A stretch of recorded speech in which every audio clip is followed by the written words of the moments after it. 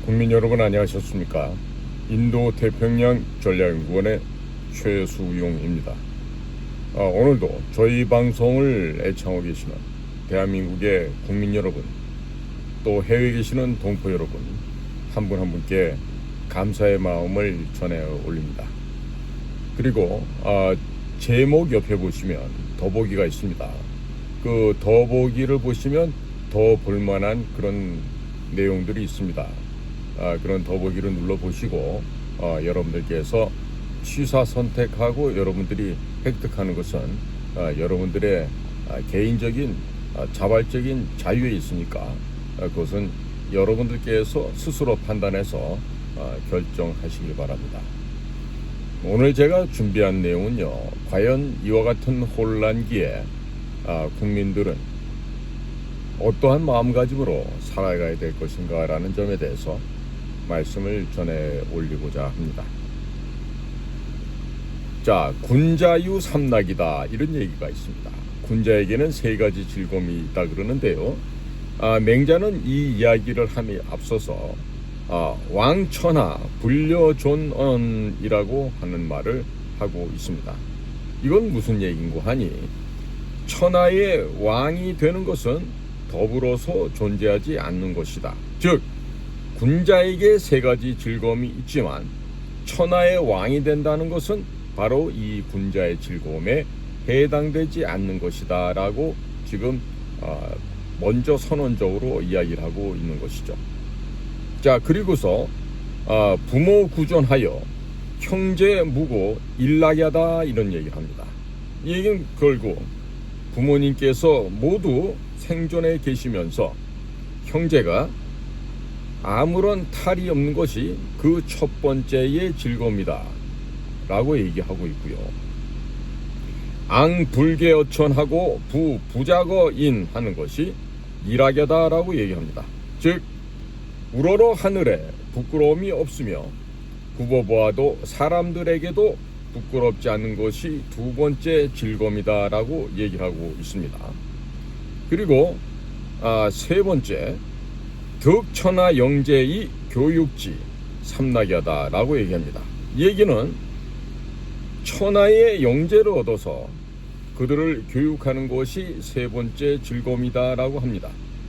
그러면서 다시 한 번 더 얘기하기를, 군자 유삼락이 왕천하 불여존언이라는 거는 첫 번째 얘기했던 그 바를 다시 한번 강조를 하고 있습니다. 그것이 뭡니까? 바로 군자에게는 세 가지 즐거움이 있으되 천하의 왕이 된다는 것은 더불어 존재하지 않는 것이다. 즉, 군자의 삼락에 왕이 되는 것은 해당되지 않는다라고 했습니다. 자, 이것처럼 맹자라는 사람도 그가 쓴 책 맹자 진심편에서 이 세 가지의 즐거움, 삼락이라는 것을 얘기하는데, 여기에서는 역시 천하의 왕이 되는 것은 여기에 해당되지 않는다라고 처음과 말미에 두 번씩이나 이것을 강조를 하고 있습니다. 저는 이 인생의 세 가지 즐거움 가운데 특히나 두 번째, 앙불개어천하고 부부작어인 일학야라는 이 말을 참 중요한 가치로 생각을 합니다. 즉, 우러러 하늘을 바라보았을 때도 부끄러움이 없어야 되겠지만 아래로 굽어보았을 때도 사람들 앞에서조차 부끄러움이 없어야 한다는 것이죠. 자, 여기에 더 한 가지 붙인다면, 세상이 나를 알아주지 않는다 하더라도 화내지 않는 것이 또한 군자의 도리고 군자의 즐거움이 아닐까, 이런 생각을 해봅니다.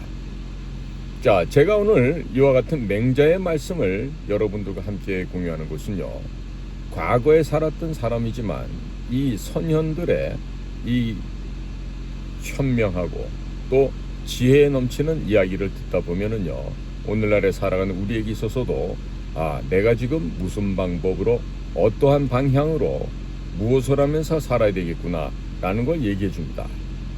마치 하나님을 믿는 신앙인이라고 한다라면은 적어도 죽었을 때 하나님 앞에 서서 마지막 심판을 받는 자리에서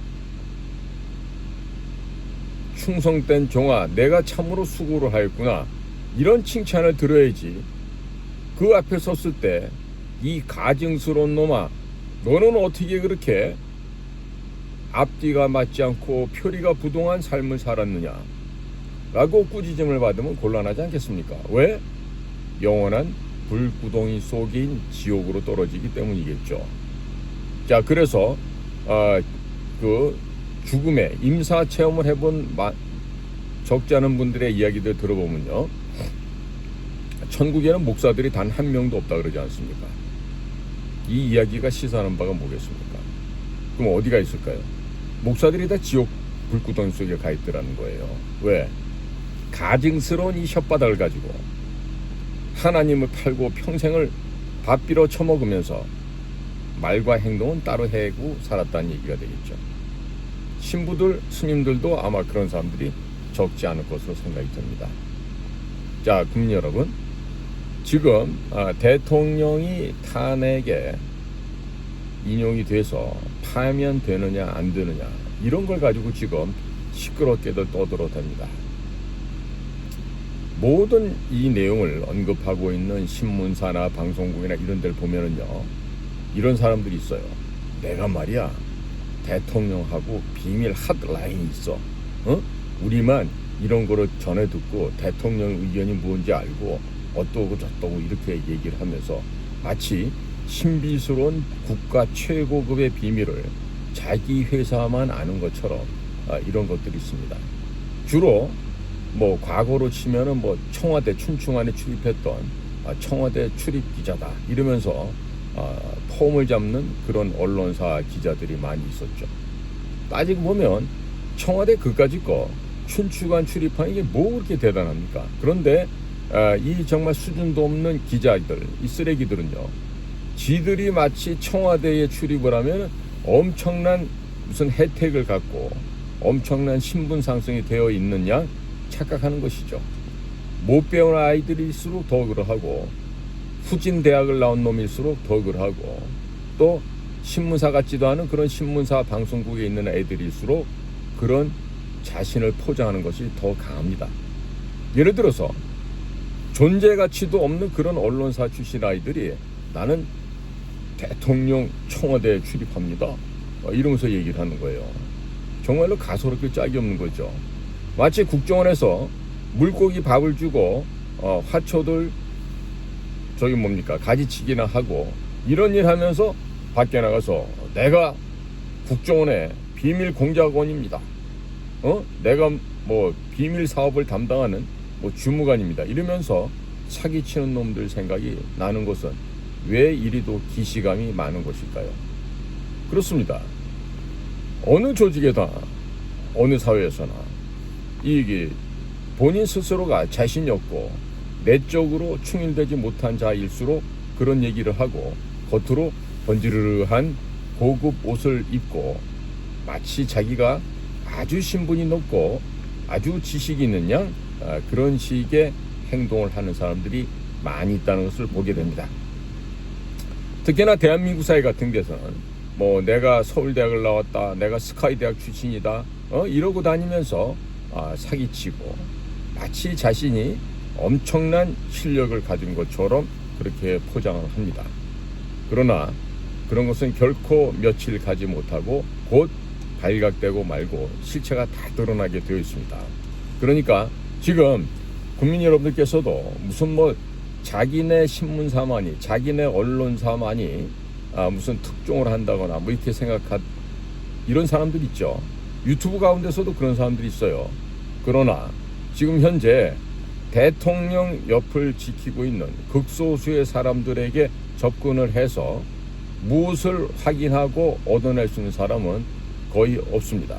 그러니까 무슨 내가 대통령실과 특별한 관계가 있다 해봐야 비서관, 보좌관, 나부랭이들인데 그깟 녀석들 얘기를 들어서 뭘 알 수가 있어요. 윤석열 대통령이 지금 정진석 비서실장으로 대표되는 비서실과 뭐 많은 대통령실 안에 직원들이 있겠지만 거기에서 대통령의 신뢰를 받고 있는 사람이 지금 몇 명이 있다고 생각합니까? 제가 보기에는 없다고 생각합니다. 단 한 명도 없다라고 생각합니다. 윤석열 대통령이 바보겠습니까? 이번에 본인이 불법으로 체포되어 감금되어 있는 50여일 동안에 많은 상황을 보셨겠죠. 또 많은 사람들의 태도를 보셨을 거예요. 그러면 속으로 윤석열 대통령이 바보가 아닌 이상 어떤 생각이 들었겠습니까? 내가 사람을 참으로 잘못 써왔구나. 나의 용인술이 잘못되었구나라는 반성을 많이 하지 않았겠습니까? 그러니까 지금 도처에서 내가 윤석열의 사람이다, 뭐 나는 대통령실 안에 얘기를 알고 있다 이러고 떠드는 이런 망언을, 정말 월월월 하고 지저대는 강아지 소리만도 못한 이런 소리를 하고 다니는 자들의 헛소리에 국민들께서는 현혹되시거나 속거나 그들의 그런 감언이설에 미혹되지 마시기를 간곡하게 제가 충원을 드립니다.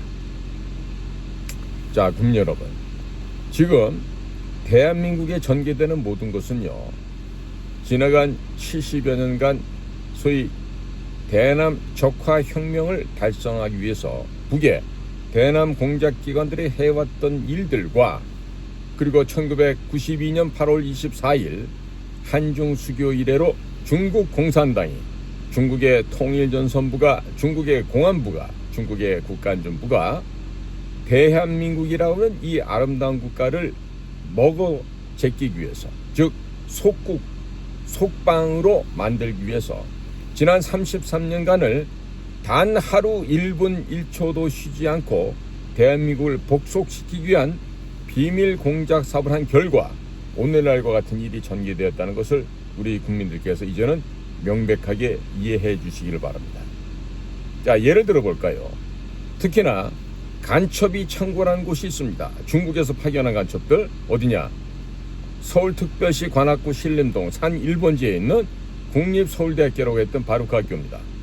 서울대학교라고 하는 그곳에는요, 대한민국에서 시험을 보는 능력에 있어서는 가장 잘하는 아이들이 가는 학교예요.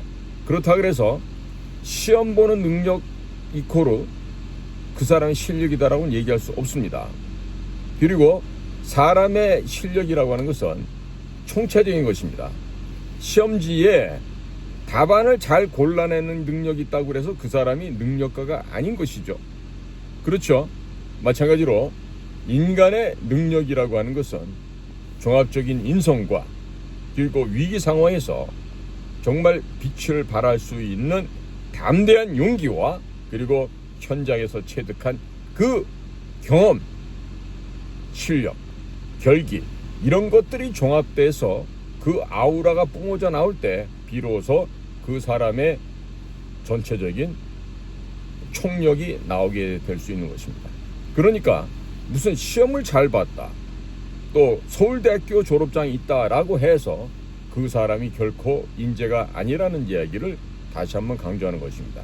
특히나 여기서 우리가 중요하게 구분해야 될 점은 사람이냐 짐승이냐, 이것을 구분하는 기준이 바로 역사를 올바로 이해하고 있느냐 없느냐에 따라 정해지는 것입니다. 따라서 대한민국의 역사를 제대로 모르고 알량하게 그저 사지선다의 문제나 찍어대고, 뭐 영어 단어 몇 개 더 알고 수학 문제 잘 푼다 그래서 그 사람이 결코 인재가 될 수 없다는 것이죠. 제 말씀에 동의하지 않으신 분들은요, 저희 방송을 그냥 안 보고 나가셔도 됩니다. 특히나 본인들이 거기에 해당되기 때문에 듣기가 불편한 분들이 계실 수 있어요. 예를 들면 뭐 스카이 대학을 나왔는데 쥐새끼처럼 살아오면서 맨날 비비고 그렇게 해서 연명을 해온 거야. 그러고서 뭐 사장까지도 가고 부사장까지도 가고 뭐 이런 식으로 돼. 뭐 국장도 되고 뭐 차장도 되고 이렇게 되는데, 근본 자체가 올바르지 않은 자들은 아무리 세상에서 교원영색으로 아부와 아첨으로 인해서 승진을 하고 자리는 올라갔다 하더라도 그 자들에게는 문제 해결의 능력이 없습니다. 그리고 난관이 닥쳐왔을 때 과감하게 그것을 정면 돌파해서 헤쳐나갈 수 있는 역량이 조금도 없는 것이죠. 말로는요, 눈알을 댕글댕글 돌려가면서 마치 지가 영악하고 모든 일을 할 수 있는 것처럼 얘기를 합니다만은 실제로 상황이 딱 됐을 때는 그 일을 해결할 수가 없습니다. 자, 예를 들면 장관이다, 차관이다 하는데 어떤 국가적인 어려움이 벌어졌을 때 그 일을 헤쳐나갈 능력이 1점도 없다는 것이죠. 자, 그 얘기는 뭐냐? 늘 옆에 뒤에 숨어서 듣기 좋은 소리만 하고 녜녜녜녜녜 하는 이런 내시, 환관, 간신의 생활을 해왔던 자들의 모습이 바로 그런 것입니다. 자, 예를 들어볼까요? 자, 제가 국정원에 있었으니까 국정원 예를 하나 들어드릴게요. 자, 국정원에 들어왔는데 들어올 때부터 대학 다닐 때 중종에 안기부에 국정원의 요원들에게 설득을 당해서 포섭당했다는 말을 쓰려니까 좀 그렇습니다. 설득을 당해서 동료 학생들이 혹은 학생회 안에서 아니면 우리 과 내에서 학생들의 어떤 반정부적인 시위를 모반했다든지 어떤 뭐 그런 준비를 한다든지 이런 거는 몰래 획득을 해서 쥐새끼처럼 쪼르르 가갖고 중앙정보부 요원한테 안기부 요원한테 혹은 국정원 요원한테 일러 바치는 거예요. 이런 애들을 우리가 좋게만 해서 협조자라 그러는데 사실은 그게 바로 뿌락지고 밀정인 거예요. 자, 그런 걸 해다가 국정원의 요원으로 입사가 돼. 실제로 많았거든. 그러니까 그렇게 해서 국정원에 들어와서 또 뭘 하느냐? 현장에서 일을 열심히 하는 게 아니라 새끼 보좌관부터 또 보좌관, 또 국장 보좌관, 또 뭐 차장 보좌관, 누구 보좌관 이러면서 이런 짓만 해갖고 다니면서 시건방만 드는 거야. 정말로 일을 한 요원들이 결과 보고를 내오고 이런 일을 했습니다고 했을 때 보좌관 자리에 앉아서 보면서 에게 이런 거 나도 할 수 있겠는데 이런 시건방이 든다 이거예요. 응? 이런 시건방이 든 놈들이 주로 나가갖고 사고를 치고 높은 자리에 올라가도 나중에 자리에 올라가고 나서 또 어떻게 하는지 아세요? 그 자리를 지키고 싶어갖고 외교부를 찾아갑니다. 저요 대사 나가야 됩니다. 저요 아직 애들이 어려서 총영사라도 또 나가야 됩니다. 이러고서는 또 외교부에 또 빌 붙어갖고 또 해외 근무를 또 해. 응? 또 국정원 안에 있을 때는 대부 근무 같은 거 할 능력도 안 돼. 해본 적도 없어. 그런데 보좌관 하면서 지가 전문가랍시고 그러고 다니는 거예요. 응? 막상 일 벌어지잖아요. 아무것도 할 수가 없어요. 응? 예를 들어서 국정원 직원이다. 그러면 북한 아이들과 직접 만나서 북한 아이들 상대로 뭔가 사업을 하고 또 그들을 활용해서 사업을 어떻게 할지 그 구상하는 공작 기본 계획서라는 게 있는데 그것도 한번 안 써본 놈들이 과장되고 단장되고 국장되고 차장되고 원장가고 막 이러는 거라고. 그러니 지금까지 그런 놈들이 주요한 포스트에 가서 간부직을 해왔으니 국정원이 잘 될 수가 있었겠냐고. 이번에 국민들 보셨잖아. 홍장원이라는 놈. 그 놈이야말로 평생을 양지로만 다니다가 거짓말로 하고 돈 슈킹하고 공작금 떼먹고 그리고 상납하고 그러면서 차장까지 간 놈인데 이번에 국민들께서 보셨잖아요. 얼마나 형편없는 놈인지를. 바로 군대로 치면 곽종근이 같은 그런 놈들이에요. 응? 곽종근이라는 애가 제대로 고군강화 한 번이라도 해봤겠어요? 우리 특전사 요원들 하는 것처럼? 응? 우리 특전사에 여군 부사관들도 기본적으로 그 고공팀에 있으면요 1000번 이상씩은 다 나릅니다. 자, 남성이든 여성이든 하늘에서 낙하산을 1000회 이상 강화 훈련했다는 건요 대단한 능력가들입니다. 설법대 나부랭이들이 그런 분들하고 비교할 수가 없어요.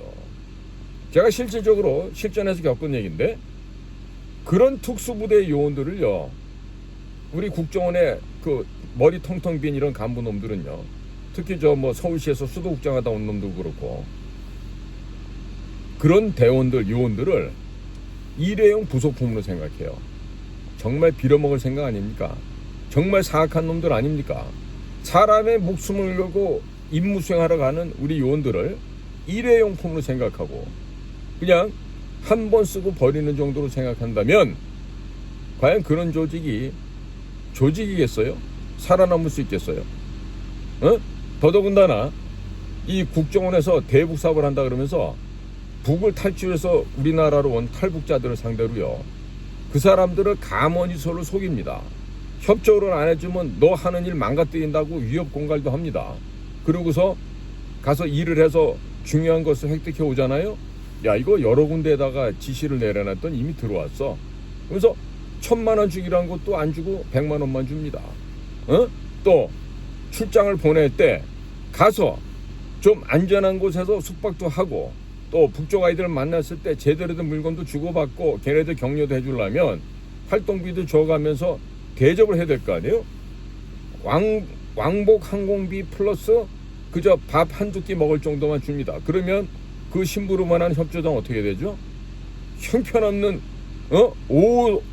오성고사고 1성급도 안 되는 그런 허름한 여인수 내지는 무허가 판잣집 같은 데 가서 잠을 청하면서 가서 그 과제를 갖다가 받아오는 이런 숙제를 해요. 그리고 공작관이라는 자식들은 앉아갖고 돈 떼먹고 이 짓을 하는 거예요.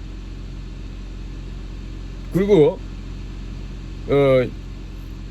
또 이제 그런 사람들을 갖다가 다시 재활용하기 위해서 이제 가서 처음에는 호소하는 척하고 가갖고요, 너 만약에 우리 안 도와주면은 너 하는 사업 망가뜨릴 거야. 니네 가족들 뭐 안 되게 우리가 뒤에서 해방 넣을 거야. 이래가면서 이제 협박 공갈질을 해요.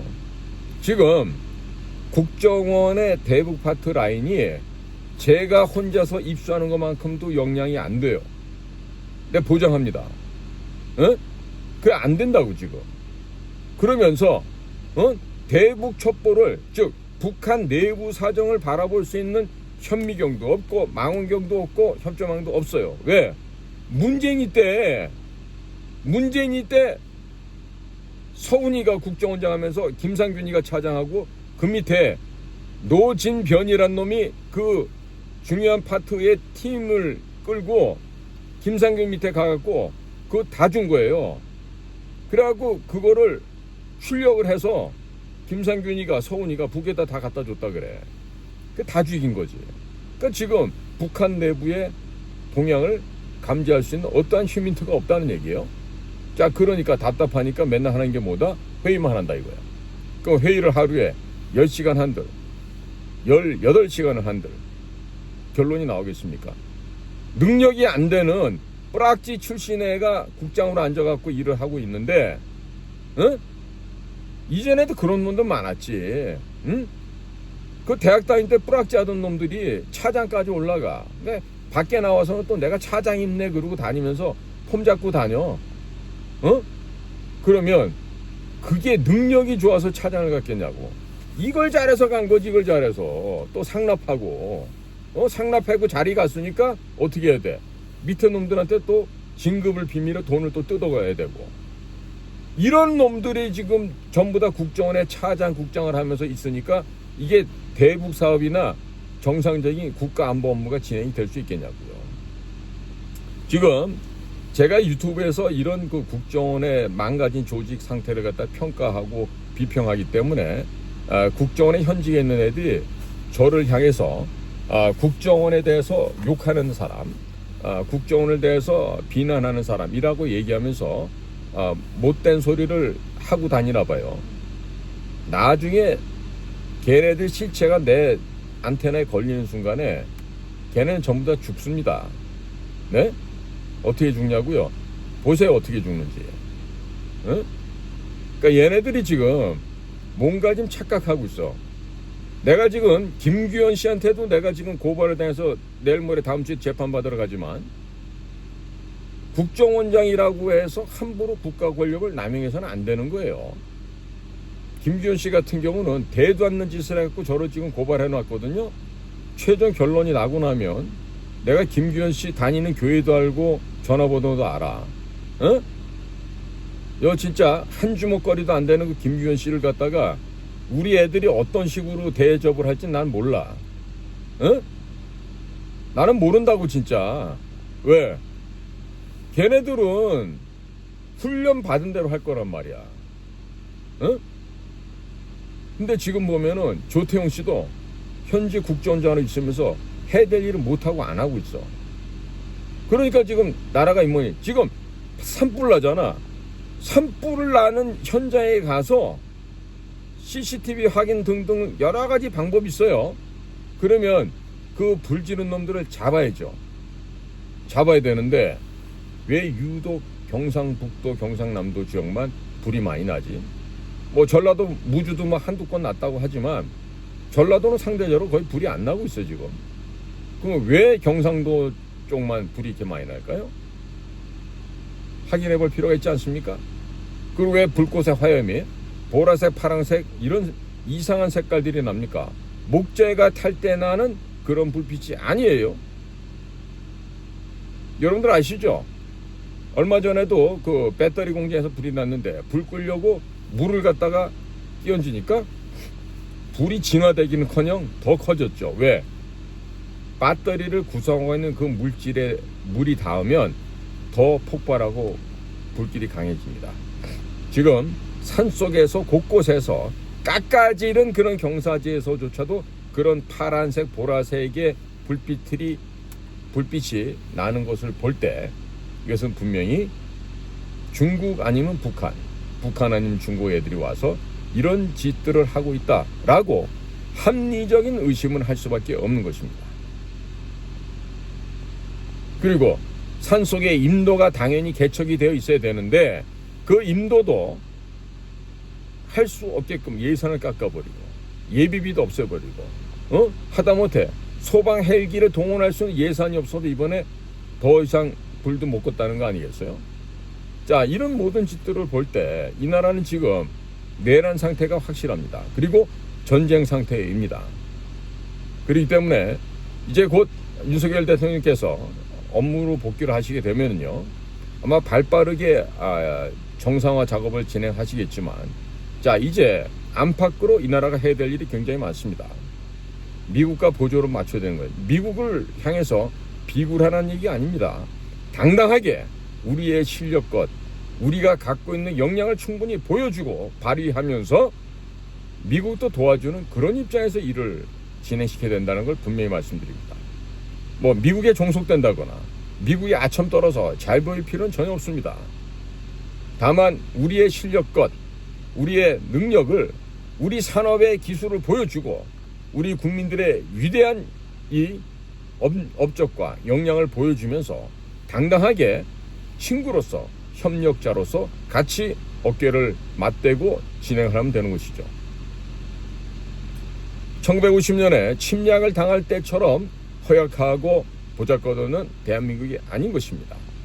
따라서 국민 여러분들께서는요, 각자 맡은 바 임무에 최선을 다해 주시고, 그리고 우리나라 정치권에서 진행되고 있는 그 어떠한 종류의 무슨 뭐 민주당의 시나리오다 어쩌다 그러고 또 유튜버들 나와서 떠들고 이대로 가면 위험하다 그러는데 걱정하지 마시기 바랍니다. 지금 완벽한 마스터 플래닝이 지금 상태는 안 보이시지만은 수면 하에서 돌아가고 있어요. 반드시 적들을 제거할 뿐만 아니라 이 나라의 정치 질서도 바로 잡을 수 있는 날이 곧 옵니다.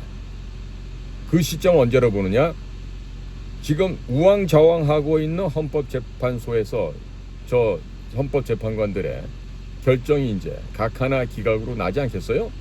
그러고 나면 그 다음부터는 본격적으로 소위 말하는 국가 정상화라고 하는 제2의 건국이 시작될 것으로 지금 예상되고 있습니다.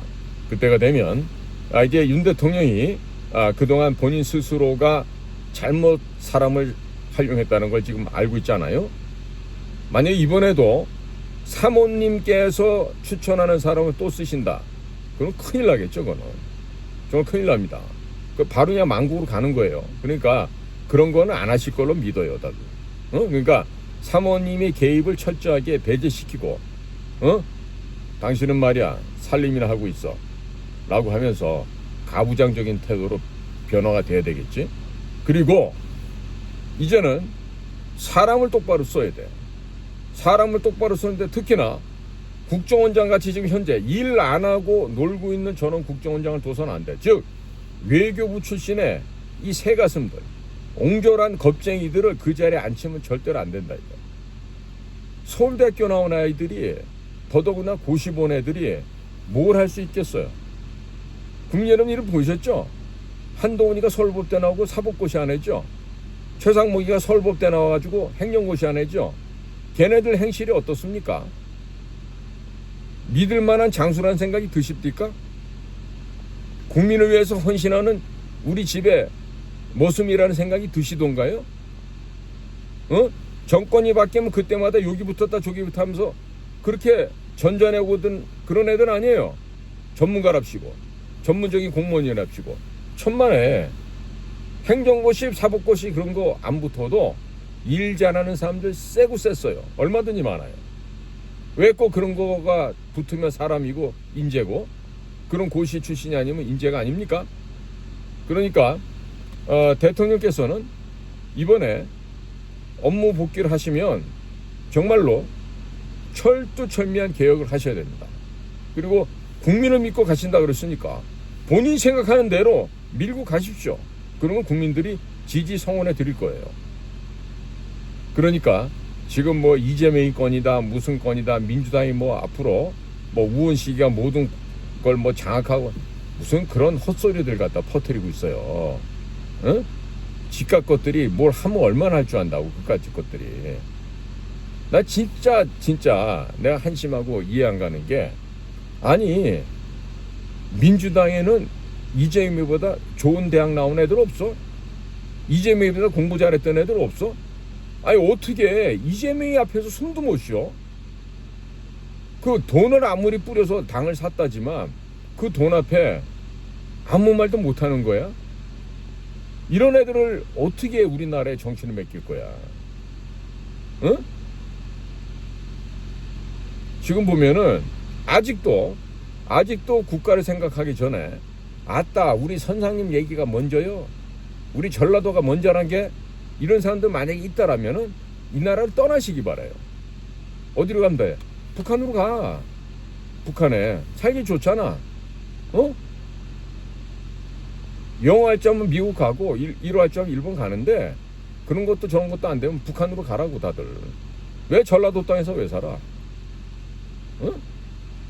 지금 말이에요. 지금 이 간첩의 혐의를 받고 있는 자들이 이제 한둘이 아니잖아요.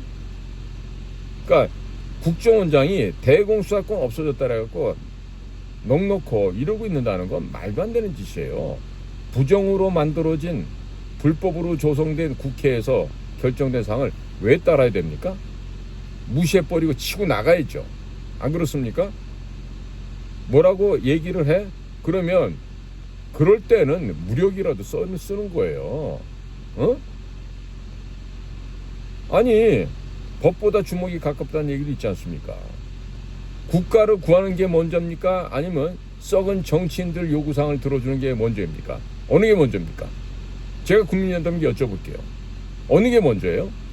당연히 무너져 내리는 국가를 먼저 구하는 게 먼저 아닙니까? 응? 나라에 불이 나고 이 난리를 치는데도 국회의 눈치를 본다? 이건 말이 안 되는 거죠. 말이 안 됩니다. 응? 그리고 대통령께서도 그런 것쯤이야 무시할 수 있는 거 아니겠어요? 자, 빨리 돌아오셔서 위원정당으로 민주당과 진보당, 조국혁신당 이런 것들을 다 해산시켜버리고 그리고 조기 총선을 통해서 올바르된 개헌을 하시죠. 의원내각제가 아닌 4년 중임제 같은 식으로 해서 대통령 제도를 더욱더 강화하는 쪽으로 헌법을 개정을 하는 것입니다. 물론 그것을 하기 위해서는 유엔군 사령관을 지휘관으로 하는 전쟁 선포를 하고 그리고 단심제로 되어 있는 군법 군사재판정을 통해서 모든 이 나라의 좀비들, 반국가 세력들, 간첩 세력들을 단심으로 다 무기징역 처리해서 감옥수에다 집어넣어야 됩니다.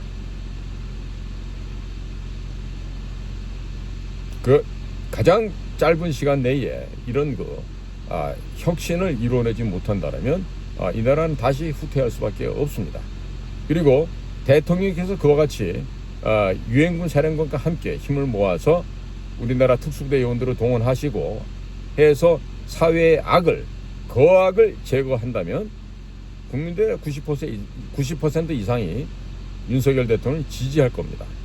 그리고 윤석열 대통령 뜻하지 않게 초대 통일 대통령이 될 수도 있고 제2의 광개토대왕으로 등극할 수도 있습니다. 자, 윤석열 대통령 앞으로 대호, 큰 대자의 범호자입니다.